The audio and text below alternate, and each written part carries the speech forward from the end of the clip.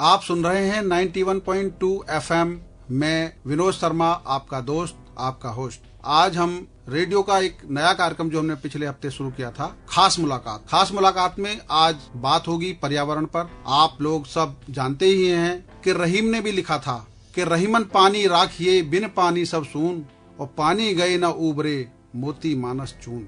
यह संकट आज हमारी समस्त जनसंख्या पर है। पर्यावरण कौन देखता है? देखो प्रकृति कितना ध्यान रखती है। आप भी ध्यान रखिए कि वृक्ष कभौ न फल भके, नदी न संचय नीर, और परमारथ के कारणे साधुन धरा शरीर। ऐसे बहुत से लोग हैं जो हमारे समाज में रहकर प्रकृति की दी हुई इस बपौती को, जो हमारा एक तोहफा है, इसको संभाल कर रख रहे हैं।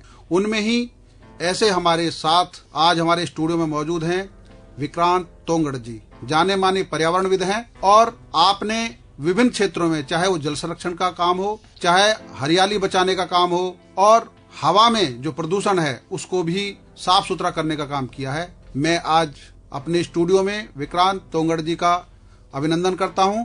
विक्रांत जी नमस्कार। नमस्कार सर। आज आप हमारे स्टूडियो में आए हैं जी।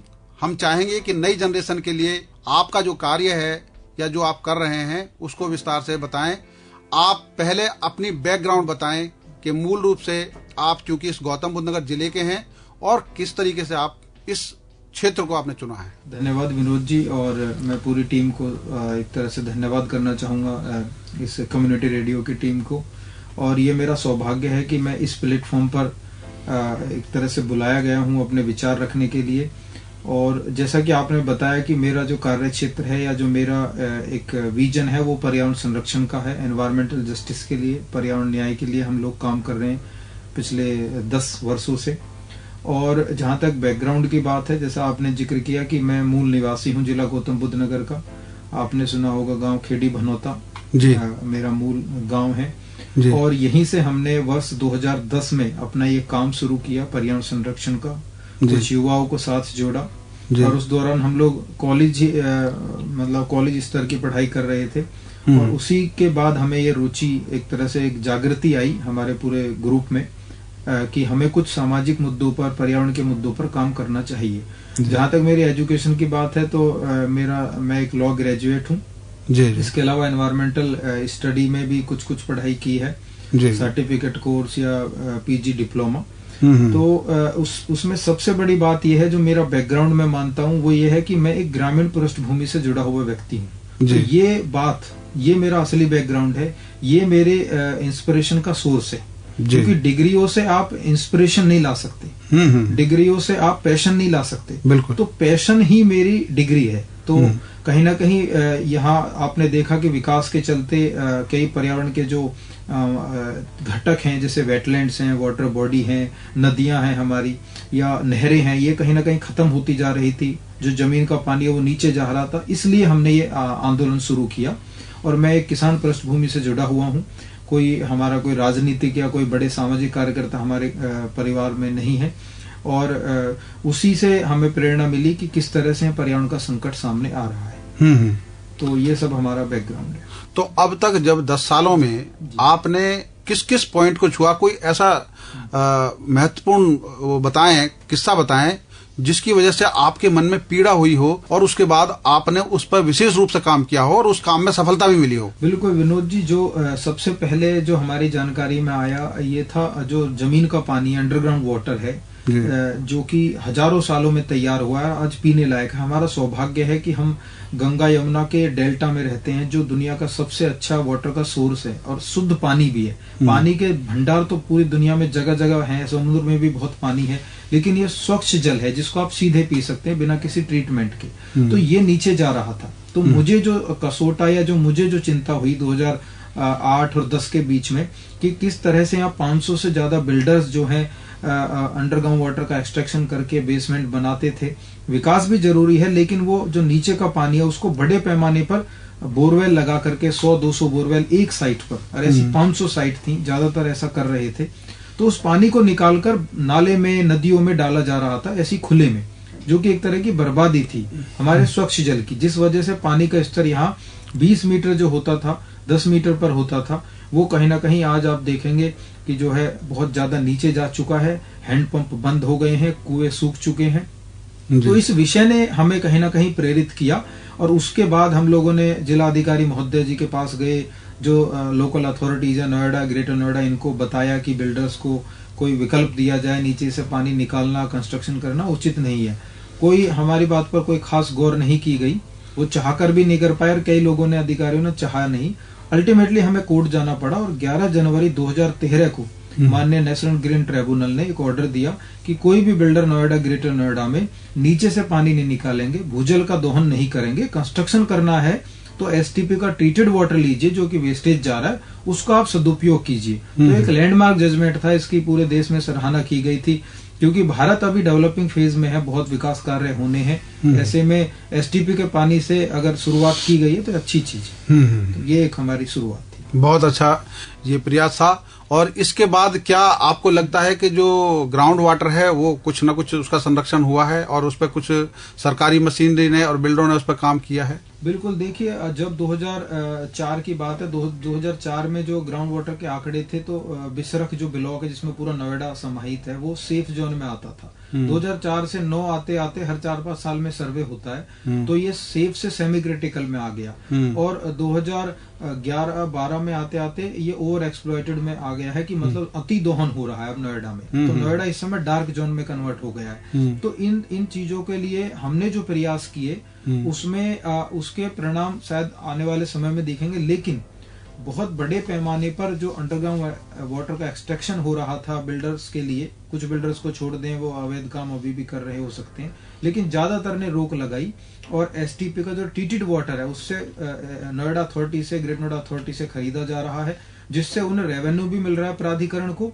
और बिल्डर्स अब जमीन का पानी एक तरह से नहीं निकाल रहे हैं। और इसके ऊपर एक राष्ट्रीय नीति भी बन रही है, क्योंकि ये मैटर एनजीटी में आज भी चल रहा है और केवल नोएडा, ग्रेटर नोएडा तक ये सीमित नहीं है। स्वतंत्र कुमार जी ने ये कहा था जब वो चेयरपर्सन थे एनजीटी के, हम इसका दायरा बढ़ाएंगे और एक नेशनल पॉलिसी उस पर बन रही है। तो इसके नो डाउट काफी सकारात्मक प्रभाव आए हैं। और वैसे आंकड़ों की बात करें तो हमारे जिले में 2 मीटर प्रति वर्ष की दर से जमीन का पानी नीचे जा रहा। आप अंदाजा लगाइए कि आज अगर 20 फीट पे पानी है तो अगले साल 22 फीट पे होगा, उससे अगले साल 24 पे होगा। तो ये चिंताजनक स्थिति है। लेकिन अब जैसे जैसे जागरूकता बढ़ रही है, अभी पीछे गोल्फ कोर्स के बारे में भी ऑर्डर आया है एनजीटी का, हमने वो बात रखी थी कि गोल्फ कोर्स भी एसटीपी का पानी ले, वो क्यों इतना पानी बर्बाद कर रहे हैं, 5 बड़े बोरवेल लगाए गए नोएडा में, तो अब वो लोग भी अब एसटीपी का पानी ले रहे हैं। तो इस तरह धीरे धीरे वर्षा जल संरक्षण बढ़ाया जा रहा है। अभी 60 तालाबों पर काम चल रहा है जिला गौतम बुद्ध नगर में, जिनका विकास किया जा रहा है, जिनको रिजर्वनेट किया जा रहा है। तो इससे भूजल स्तर बढ़ेगा, ऐसे अच्छे आंकड़े अब सामने आ रहे हैं। अच्छा, दूसरे आपने स्वच्छ वायु पर भी, हवा पर भी काम किया है, जिसमें प्रदूषण बढ़ रहा था और प्रदूषण को लेके भी आप लोगों ने प्रयास किया। तो उस जो हवा का वो है किस तरीके से बदल रहा है, मतलब हमारे आसपास में पिछले 10-15 सालों में कुछ आंकड़ा इस तरह का कोई हो? बिल्कुल विनोद जी, जैसा कि आप देख रहे हैं कि दुनिया के सबसे प्रदूषित शहरों में जो 20 सबसे प्रदूषित शहर हैं, दुर्भाग्य से उसमें दिल्ली, नोएडा, गुड़गांव, गाजियाबाद ये टॉप पर रहे हैं वर्ल्ड लेवल पर, ना कि केवल स्थानीय लेवल पर। ये एक तरह से हमारे लिए चिंताजनक स्थिति भी है, लेकिन हमें विकास भी करना है। तो विकास की इस दौड़ में कहीं ना कहीं हमारा पर्यावरण कहीं पिछड़ा है। उसी की बदौलत जिस तरह से गाड़ियों की संख्या बढ़ी है, क्योंकि पब्लिक ट्रांसपोर्ट इतना सुरक्षित नहीं है, इतना सुगम नहीं है। दूसरी तरफ औद्योगिकरण हो रहा है, क्योंकि दिल्ली के आसपास बहुत सारी इंडस्ट्रीज हैं दिल्ली में। तो इन सब कारणों के चलते कहीं ना कहीं बिल्डर्स, पराली भी जलाई जाती है, पराली भी एक हद तक जिम्मेदार है, पूरी तरह उसको जिम्मेदार नहीं ठहराया जा सकता किसान भाइयों को। तो ये 10-12 कारण है, मल्टीपल रीजन है वायु प्रदूषण के। तो ऐसे में हमारी जो प्रयास है वो ये है कि कहीं ना कहीं जो वेस्ट मैनेजमेंट है, जो कूड़ा है शहर से निकलने वाला या उद्योगों से निकलने वाला, वो जलाया जाता है, उससे भी प्रदूषण होता है। तो उसके नियंत्रण के लिए हम लोग लगातार काम कर रहे हैं। जहां भी कहीं आग लगाई जाती है कूड़े में, तुरंत संबंधित विभाग को सूचित करना, उसको बंद करवाना आग को। इसके अलावा जो पराली जलाई जा रही है उसके लिए 2012 में हमने एनजीटी में बात रखी थी, 2015 में उसके ऊपर समग्र नीति बनी है। अगर उसको जलाया जाता है तो उसको दोषी ठहराया जाएगा। अल्टीमेटली वायु प्रदूषण पर हमारा काफी प्रयास रहा है और जिसके अच्छे परिणाम भी आए हैं। पीछे केंद्र सरकार ने पराली के को जलाने से रोकने के लिए 12,000 करोड़ रुपए की सब्सिडी क्योंकि एनजीटी में मैटर था, सुप्रीम कोर्ट ने दबाव दिया, तो इन सब की वजह से सब्सिडी दी जा रही है किसान भाइयों को, लेकिन अभी काफी काम होने बाकी है। ये एक अच्छी शुरुआत भर है और ये एक समग्र काम है, ये एक होलिस्टिक अप्रोच है और ये एक टीम वर्क है। कोई अकेला व्यक्ति समाज में इतना बड़ा चेंज नहीं लेके आ सकता, ये युवाओं का एक समूह है जिसकी बदौलत हम ये कर पा रहे हैं। अच्छा, पर्यावरण का एक तीसरा पॉइंट और है ध्वनि प्रदूषण। बिल्कुल, उस पर भी काफी काम आप लोगों ने भी किया है, सरकार की तरफ से भी कुछ पहल हुई है, जिसके बाद ध्वनि प्रदूषण पे भी कुछ ना कुछ लगाम लगी है, उस पे भी बिल्कुल। देखिए शर्मा जी, जहाँ तक ध्वनि प्रदूषण है, हम लोग वायु प्रदूषण की बात करते हैं कि उनसे हमारे लंग्स खराब हो रहे हैं, हमारे ब्रेन, बच्चों के ब्रेन का विकास कम हो रहा है, बहुत रिसर्च चाहिए वायु प्रदूषण के ऊपर, लेकिन ध्वनि प्रदूषण पर भारत में बहुत कम बात होती है। ये जो प्रेशर हॉर्न है, सुप्रीम कोर्ट के ऑर्डर है, हाई कोर्ट के ऑर्डर है, तो इस पर कम काम हुआ। जैसे मेट्रो जहां से निकल रही है, उन लोगों को काफी ध्वनि प्रदूषण का सामना करना पड़ रहा है, तो वहाँ साउंड बैरियर। तो हमने ये बात रखी जब नोएडा, ग्रेटर नोएडा का जो मेट्रो रूट बनाया जा रहा था, तो उसमें हमने ये बात बहुत एडवांस स्टेज पे ही रखी थी कि आप ये जो आपका ध्वनि प्रदूषण है, इसके लिए भी इंतजाम करें। क्योंकि अभी तक क्या हो रहा है, दिल्ली में भी जो मेट्रो बनाई गई है, वो केवल पॉश एरियाज में, जहाँ रिसोर्सफुल लोग रहते हैं, जहाँ बड़ी पॉश सोसाइटी है, उनमें साउंड बैरियर लगा देते हैं मेट्रो रूट के किनारे। जहाँ कोई कम लेवल के लोग रह रहे हैं या जो गरीब लोग रह रहे हैं, उनके लिए कोई व्यवस्था नहीं है। तो हमने ये प्रोविजन बनवाया है कि आप पॉश सेक्टर देखकर नहीं तय करेंगे साउंड बैरियर कहाँ लगना है। आप ये देखिए जहां जहां रेजिडेंशियल है, जहां हॉस्पिटल है, जहां कॉलेज है, वहां आपको साउंड बैरियर लगाने। तो एक तरह से मेट्रो से जो होने वाला ध्वनि प्रदूषण, उसमें कमी आएगी। साथ ही साथ और जो तमाम चीजें हैं, जैसे लाउड स्पीकर हैं, डीजे हैं, डीजे वाले मैटर पे भी हमने अपनी बात रखी है, कोर्ट के ऑर्डर्स भी आए हैं। तो ये काम अभी चल रहे हैं, क्योंकि भारत में ये सब नई सी चीजें हैं, अभी लोग इनके लिए इतने तैयार भी नहीं है, जागरूकता आ रही है, तो इस तरह से काम चल रहा है। अच्छा, आम आदमी आज के दौर में कैसे पर्यावरण को बेहतर करने में योगदान दे सकता है, उसके लिए आप कुछ टिप्स बताएं, जो हर आदमी के, चाहे वो स्टूडेंट हो, चाहे सीनियर सिटीजन हो, घर में रह रही हो महिलाएं हैं, या कोई भी मतलब नागरिक है, हर एक की भागीदारी कैसे हो सकती है, ये टिप्स बताएं, चाहे गांव में रह रहा हो या शहर में रह रहा हो आदमी। बिल्कुल शर्मा जी, आपने बहुत ही महत्वपूर्ण सवाल ये किया है, क्योंकि हम ये चाहते हैं कि हमारे जैसे पर्यावरण कार्यकर्ताओं की आवश्यकता ही न पड़े, हर व्यक्ति सजग प्रहरी बने। ये हमारा मूल उद्देश्य है इस काम को, जो हम पिछले 10 वर्षों से कर रहे हैं। और वो तभी हो सकता है, जैसा आपने अभी कहा कि आम लोग कैसे इसमें सहभागिता निभा सकते हैं। तो आम लोगों के लिए जो टिप्स हैं, मैं मानता हूं कि आम लोगों ने अब तक पर्यावरण और प्रकृति को बचाए रखा है। अगर भारत की बात करें तो भारत दुनिया का सबसे ज्यादा एक तरह से पर्यावरण को केंद्र में रखकर अपना विकास करने वाला संस्कृति और एक समाज रहा है, और इसका पूरा संपर्क ही प्रकृति पर निर्भर है। तो ऐसे में फिर भी अगर आपने मुझसे सवाल पूछा है, तो मैं यही कहना चाहूंगा कि हम अपनी दैनिक जो दिनचर्या है हमारी, उसमें कम से कम पानी की बर्बादी करें। जैसे हम लोग अपनी कार वॉश करते हैं, तो आजकल ट्रेंड है समरसेबिल से लोग जरूरत से ज्यादा पानी बर्बाद करते हैं, बोरवेल लगा करके गाड़ियां धुलते हैं।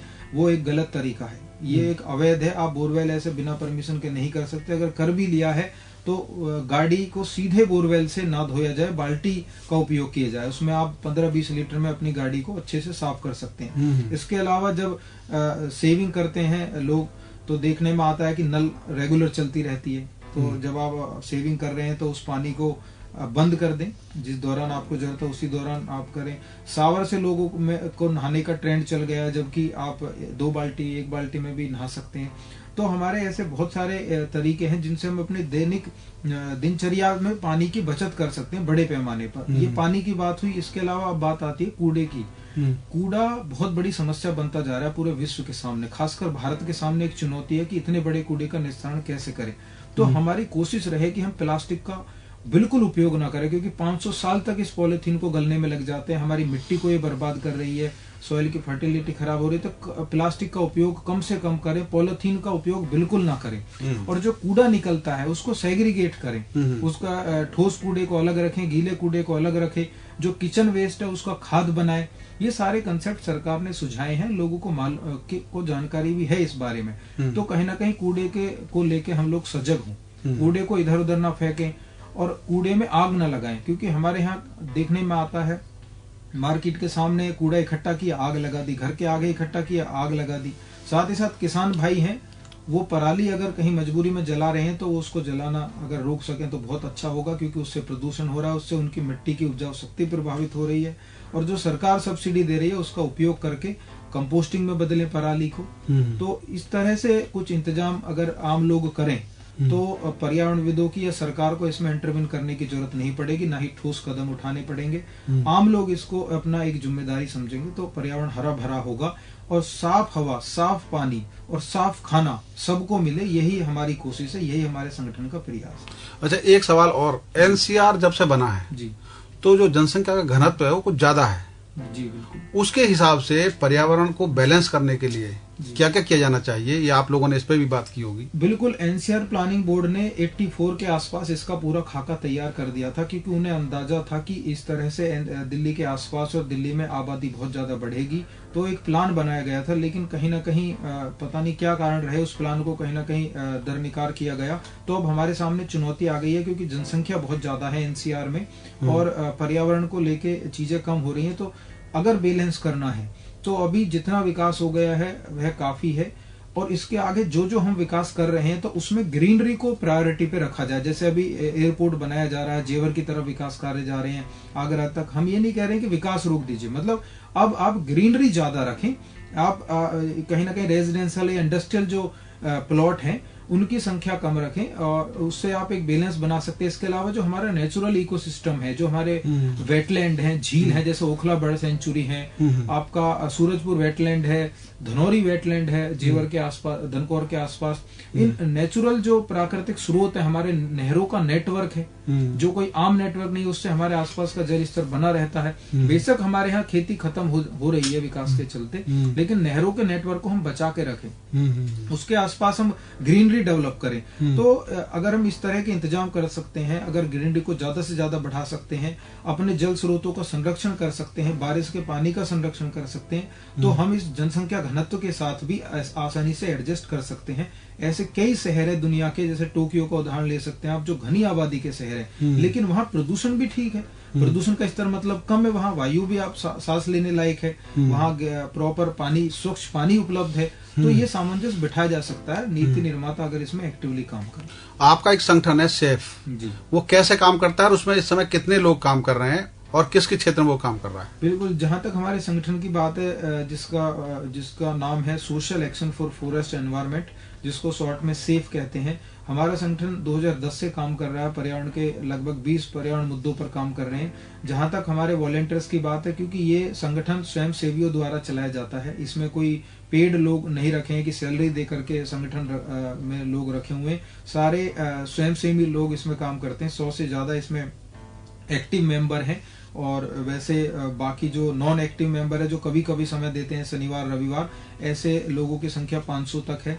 तो ये पूरा संगठन जो है पर्यावरण पर ही केंद्रित है, किस तरह से पर्यावरण के जो चुनौतियां हैं उनको कैसे उनका उपाय किया जा सकता है, कैसे निःशुल्क लोगों की लीगल एडवाइस दी जा सकती है। क्योंकि मेरा जो काम रहा है ज्यादातर ये हमारे संगठन का, वो कानूनी सलाह देना है, पर्यावरण कानून की सलाह देना, लोगों को सस्ते में या फ्री में एक तरह से एनजीटी तक उनकी बात पहुंचाना या उनकी मदद करना, क्योंकि एडवोकेट बहुत मुश्किल से मिल पाते हैं। तो हम ऐसा प्लेटफॉर्म प्रोवाइड कर रहे हैं लोगों को। अगर उनके यहाँ कोई पर्यावरण प्रदूषण का मुद्दा है, कहीं कोई फैक्ट्री प्रॉब्लम कर रही है, कहीं कोई एनक्रोचमेंट किया जा रहा तालाब पर या झील पर, तो हम उन्हें सुगमता से कानूनी सलाह प्रोवाइड कर सके, एनजीटी तक का रास्ता उन्हें दिखा सके, जिससे कि उन्हें पर्यावरण का न्याय मिल सके। तो ये हमारा काम। बहुत बहुत धन्यवाद। तो ये थे विक्रांत तोंगड़ जी, जिन्होंने पर्यावरण के मुद्दे पर एक सुंदर और स्वच्छ वातावरण का एक माहौल आपके सामने रखा, और आने वाली जनरेशन के लिए हम कैसे अपने आसपास के माहौल को बेहतर कर सकते हैं, ये सारे टिप्स दिए। ऐसे टिप्स जो आपको धरोहर के रूप में हैं और ये आगे आने वाले लोगों को आप ट्रांसफर कर सकते हैं, हमारी दिनचर्या में ये शामिल हैं।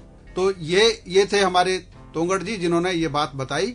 इस तरह से हमारे इस श्रृंखला में और भी नई शख्सियत हमारे साथ आती रहेंगी। आप देखते रहिए, सुनते रहिए रेडियो 91.2 नोएडा लोक मंच, आपकी अपनी आवाज। धन्यवाद।